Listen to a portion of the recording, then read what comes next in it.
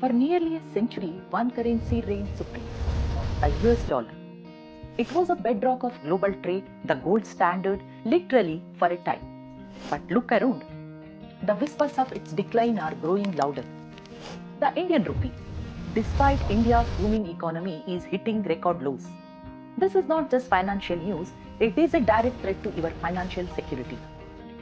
It is shrinking your hard-earned savings, pushing up your cost of living, and putting your long-term dreams at risk. Today, we are not just looking at what's happening, but why, and more importantly, what you can do about it. Let's start with the king himself, the US dollar. For decades, its strength was undeniable, but lately the crown has begun to slip. Why? Since 2020, the US printed trillions, what economists call M2 money supply. By late 2025, this number climbed to a massive $22.3 trillion. When you flood the market with any commodity, even money, its value, its purchasing power must drop. We are not just seeing inflation, we are witnessing a literal dilution of the dollar's genetic code. Your dollar today simply doesn't buy you what it did 5 years ago. For years, dollar was seen as a neutral, reliable tool, but then it became a weapon. By using sanctions, the US ended up showing the whole world a major weakness. If you rely too much on dollar, you are no longer in control of your own money. This realization led to a subtle shift in how things work. Nations, particularly the BRICS bloc, Brazil, Russia, India, China, South Africa, began building an exit ramp. They are not ditching the dollar because it's weak, but because it's no longer a truly neutral tool of global commerce. They are developing alternatives like BRICS Pay, a direct challenge to the dollar's transactional dominance. Now let us turn to India. Its economy is a powerhouse, projected to be one of the fastest growing in the world. Yet, by December 2025, the Indian rupee hit an all-time low, crossing 90 to the US dollar. How can a booming economy have a falling currency? The rupee is not fighting a domestic battle, it is caught in a global energy war and a financial tug-of-war. India imports a staggering 85% of its oil, and here is the kicker. That oil is priced almost exclusively in the US dollars. So every time the dollar strengthens or oil prices pick up, India effectively pays a growth tax. It is a vicious cycle. India needs dollars to buy oil, so it sells rupees, weakening the rupee further. Even if oil stays at $60 a barrel, a rupee at 90 to the dollar feels like $100 for India.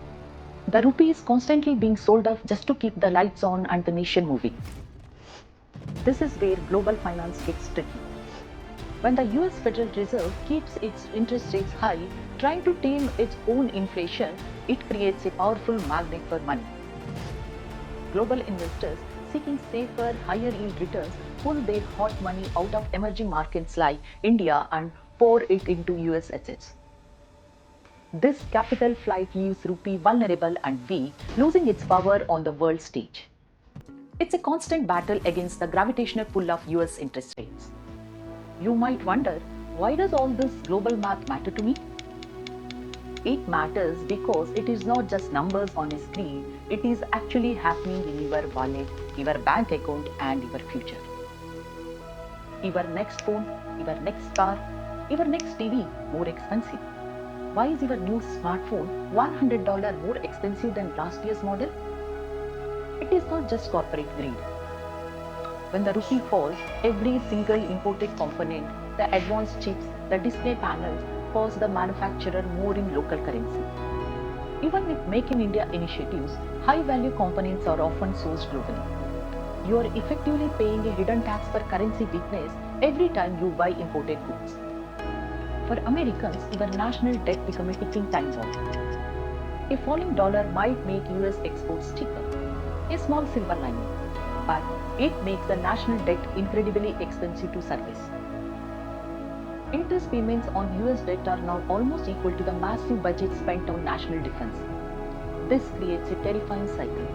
To pay the debt, they print more dollars, further diluting its value.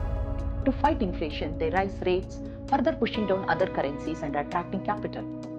Both paths ultimately hurt the average American's ability to borrow, invest, and save. For Indian students aspiring to study abroad, a rupee at 90 or 91 to the dollar means tuition fees and living expenses instantly become 10 to 15% more expensive. The scholarship you are hoping for just became less impactful. When paper money becomes risky, the world stops trusting it and starts searching for security in real assets like gold. Gold prices have surged past $4,000 an ounce in 2025. People are not just buying it, central banks are accumulating it at record rates because you cannot print more gold. So, with all these massive changes happening, what's your way forward? How do you protect your savings and actually grow your wealth? It comes down to diversification, decentralization, and understanding hard assets. As cash loses value, physical items become worth more. Think beyond traditional stocks. Consider physical gold, not just paper gold. Explore real estate in stable growing markets or even well-chosen commodities. For those in India, this could mean strategically investing in export-oriented Indian companies that benefit from a weaker rupee, making their goods cheaper internationally. India is not just reacting to these global forces, it is innovating. The e-rupee, India's central bank digital currency, is scaling rapidly. This is not just tech upgrade, it is a declaration of financial independence. By allowing direct, instant transactions, particularly for international trade, the e-rupee is designed to bypass the dollar-dominated SWIFT system. This reduces India's reliance on the dollar. It provides a new way to trade and send money, making it less vulnerable to external pressures. Invest in other countries. If you can, put some money into stronger foreign currencies. It's a way to keep your savings safe if one country's economy has trouble. Most importantly, stay informed. The financial landscape is changing faster than ever before. Understanding these macro shifts allows you to make proactive decisions instead of reactive ones. The old rules are fading. Adaptability is your greatest asset. The dollar and the rupee are losing value for many different reasons. This is not just one event. It is a structural realignment of global power, trust, and energy. We are entering a new era where financial independence and diversification will be paramount. These are not just headlines. They are direct challenges and direct opportunities for your financial future. Stay informed, stay diversified, and stay ahead.